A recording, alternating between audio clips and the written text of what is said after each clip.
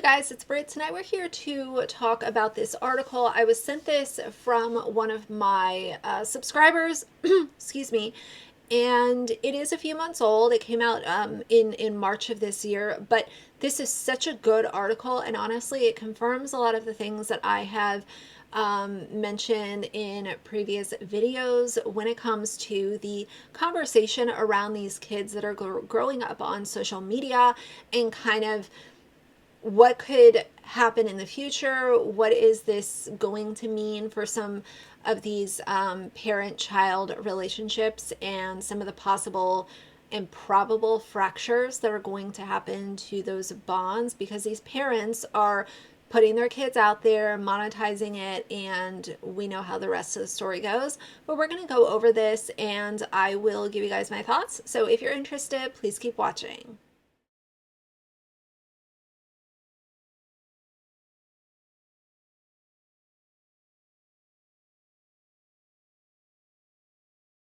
All right, you guys, so this article I will link down below. It was published March 10th, 2023, and it was on Teen Vogue.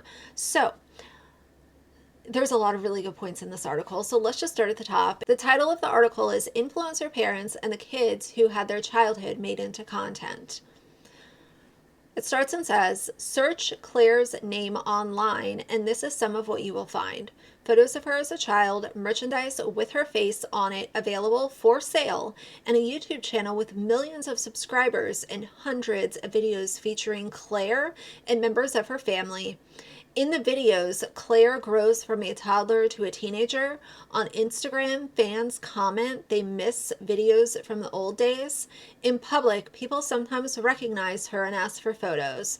Altogether, the family's YouTube channel has over 1 billion views, but if it were up to Claire, none of those videos would exist. For Gen Z, social media has always been a given. Many consider the first social networking site launched in 1997, the same year that Pew Research marks as the beginning of Gen Z. It's commonplace for young people of this generation to have their triumphs and trivials documented on the internet with a digital footprint that follows them from platform to platform over the years. But for some young people, their parents shared more than evidence of an elementary school spelling bee win or a smiling photo on their first day of college.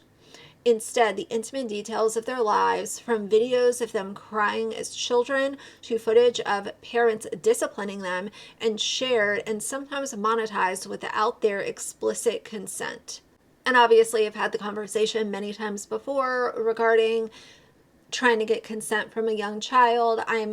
I can't stand when I see these influencers and family vloggers sit there and like put a camera in their, 5 or 6 year old's face and be like, are you okay with mommy putting this on Instagram? Are you okay with daddy filming this for YouTube?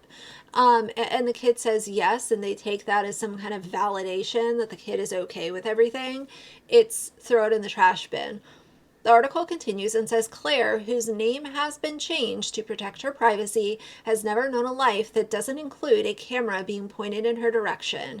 The first time she went viral, she was a toddler. When the family's channels started to rake in views, Claire said both of her parents left their jobs because the revenue from the YouTube channel was enough to support the family and land them in a nicer home and with a new car. That's not fair. I have to support everyone, she said. I try to not be resentful, but I kind of am. Once she told her dad she didn't want to do YouTube videos anymore, and he told her they would have to move out of their house and her parents would have to go back to work, leaving no money for the nice things.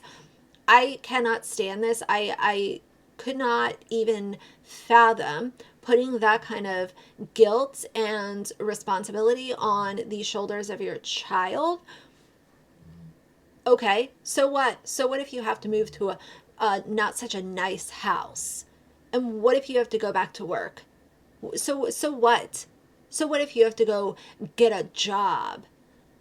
Family vloggers will literally act like the possibility of going and getting quote normal jobs is, you would swear that you're asking them to have, cut their arm off in the middle of the day. Like, it's wild to me the response. It's like, oh, God forbid, you guys have to put the cameras down and go get normal jobs. What are we going to do? So dumb. It continues and says, when the family is together, the YouTube channel is what they talk about.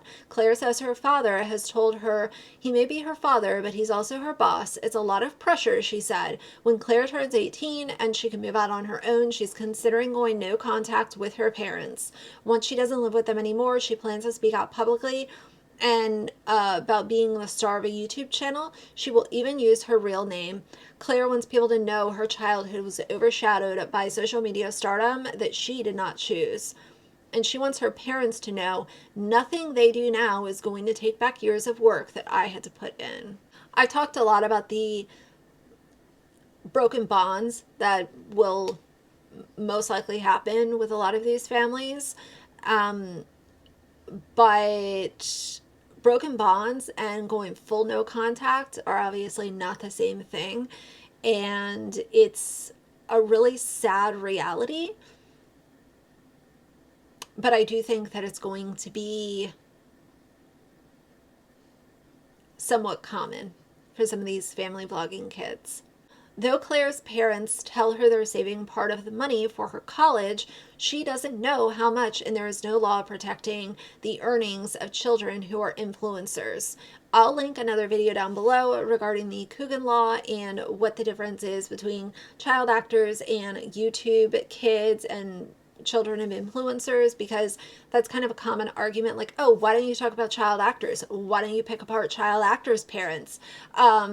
And I have talked about some of the toxicity that happens in Hollywood with child actors, but at the same time, if we're talking about the financial issues and the scheduling and the work-life balance that child actors have that family vlogging kids do not have any whatsoever, it's a completely it's not really comparable, at least in my opinion.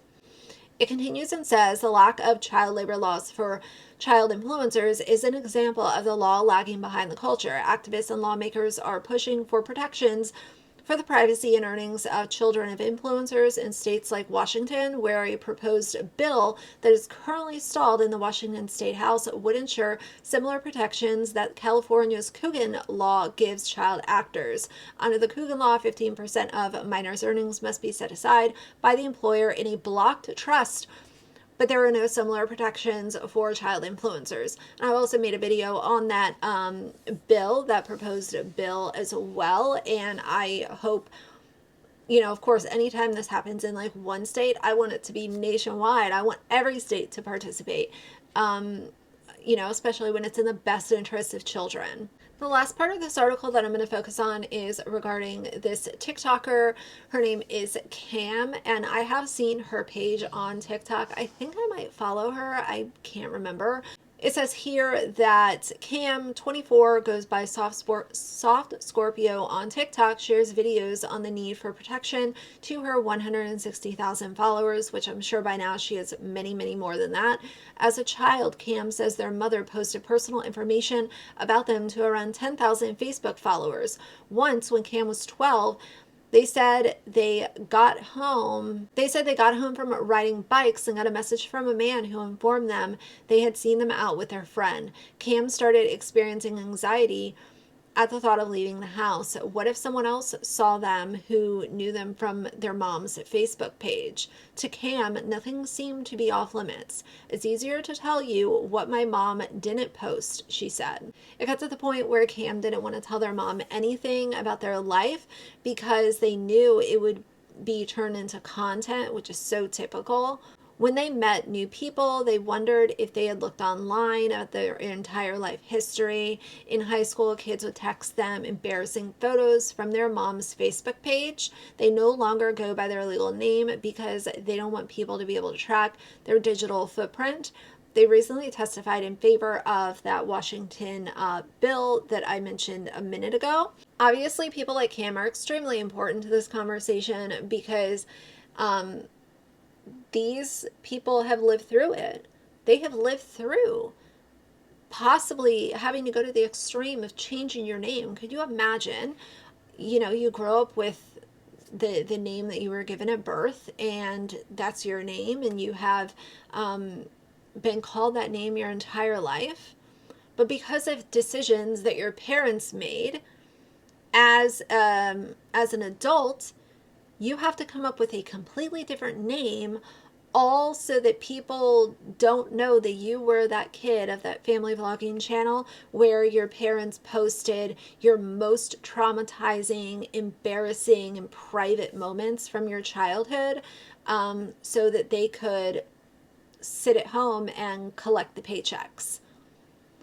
That's just sucks. It really does. But either way, like I said, I will link this entire article down below. I don't want to just like bore you guys by reading the entire thing, but there are some really good points made. And once the subscriber shared it with me, I said I definitely want to talk about this, because it's important, and it's important that the conversation is growing. And I think that it's also important the people that are leading this conversation are equally as important as the conversation itself, because it's not an easy topic to cover, and I think that it should be covered with decency and compassion, because even if I fully disagree with what these parents are doing, there are still kids that are in the middle of this, and